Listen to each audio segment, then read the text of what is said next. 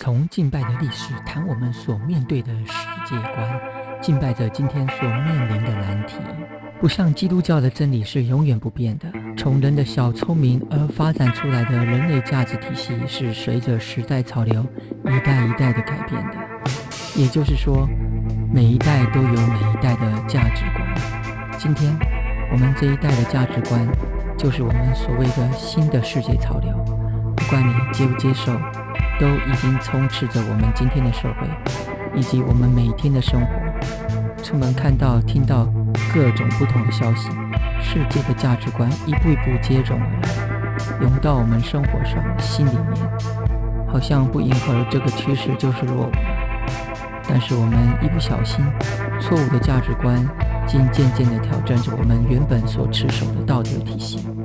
我们该如何是好？世界上的价值观是随着时代而改变的，好像我们的衣服、我们的发型，在每个时代都有不同的打扮装饰。每个价值观改变都会带动潮流，潮流大的话带动流行。这不但影响持守真理、以基督的心为心、一贯不变的基督教信仰，并且顺势地将一些自古以来沉寂多年的奥秘主义、超自然运动、各种灵界方面超人类的神学，又给他们重新包装，贴上新的标签，好像从箱子底下挖出来，而说这是新的发明。甚至一些的宗教领袖以假先知容貌出现，充斥在我们今天的社会上每一个角落。因为这股时代潮流的冲击，连带的影响到今天我们用什么方式敬拜上帝。也就是说，在这21世纪的潮流冲击当中，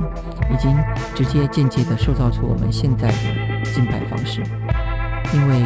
在这种潮流的冲击之下，不少教会领袖为了留住更多的会员，宁可向世界妥协，向潮流顺服，赢得从人来的奖赏及赞美，渐渐的对社会价值观睁一只眼闭一只眼。所以许多的基督徒慢慢的失去对世界的影响力。耶稣在马太福音第5章就说过，马太福音第5章第13节，你们是世上的盐，盐若失了味，怎能叫它再咸呢？以后无用，不过丢在外面，被人践踏了。14节，你们是世上的光，晨照在山上，是不能隐藏的。人点灯不放在斗底下，是放在灯台上，就照亮一家的人。你们的光也当这样照在人前，叫他们看见你们的好行为，便将荣耀归给你们在天上的父。在前一世纪的运动潮流当中，敬拜赞美的方式为例，从那时候的价值观发展出来的灵恩派，强调有别于清教徒，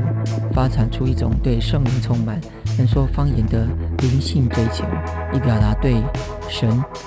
从内心真正发出虔诚的敬拜。然后一向保守的天主教从来就不应乎世界的潮流，本来是裹足不前，对于敬拜过程不断修改创新，为了向世人宣告天主教不是一成不变。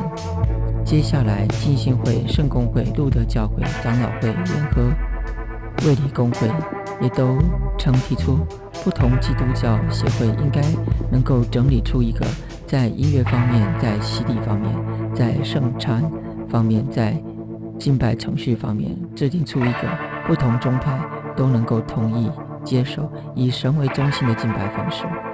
使所有的基督徒都能够过一个爱神爱人、荣耀主、以神为乐的生活。其实不是说这些行动不好，而只是说明世界的潮流对基督教崇拜方式的影响。接下来21世纪后半段的情况，也就是在1960年以后，一些新的有个人特色的敬拜方式，如雨后春笋的发展出来。大多数是强调圣灵的内住，从内到外发展出来的敬拜。然后是1970年的嬉皮运动，渐渐地发展出心中喜乐是敬拜上帝先决条件。到了近世纪20年，我们的敬拜上帝的方式似乎又回到了从前，强调严谨的敬拜章程，着重于对神的虔诚，敬拜按照程序为主的敬拜方式。这里不是批评不同的敬拜方式，也不是反对各种不同对神表达崇敬的方式，只不过从耶稣时代到今天，所有的敬拜领袖都认为他们所敬拜的方式是以神为中心最好的敬拜方式。就好像每个世纪都有宗教家、政治家预言他们所处的世纪将是有史以来最重要并且比他们前一代人更幸福的世纪。但是让我们看看人类整个历史，我们活着的这世界好像一代不如一代。就在我们这个世界的刚开始，我们已经看到了更多的暴力冲突，更多的仇恨，更多的忧伤痛苦，更多的漠不关心。所以我们看到的经历到的世界潮流，虽然我们与潮流融合为一，但是并没有解决问题，我们的世界还是更加的混乱。而事实上，世界潮流本身也不是一个问题，因为仇恨、悲伤、痛苦、暴力并不是一个潮流的衍生物，因为这些问题在每个时代都有，从远古到今天一直都有，所以问题是在我们自己身上。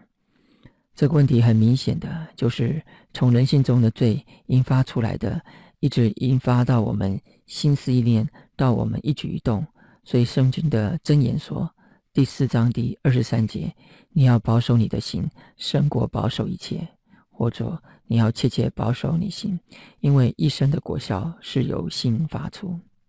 我们可以很清楚地看到世界潮流所带来的问题，其实只是结果，并不是原因。真正的原因就是在我们自己身上，是我们还没有悔改的罪，在我们的内心捆绑着我们。我们怎么样将这个罪的包袱抛掉呢？好消息就是从圣经里，上帝已经告诉我们解决的方式，我们只要遵循这个解决的方式，我们就能够改变这个社会。你相信吗？我们下次再讨论。谢谢大家，愿神祝福你，也希望你能够到我的博客下面的地址加入我的 newsletter。谢谢您，上帝保守你，再见。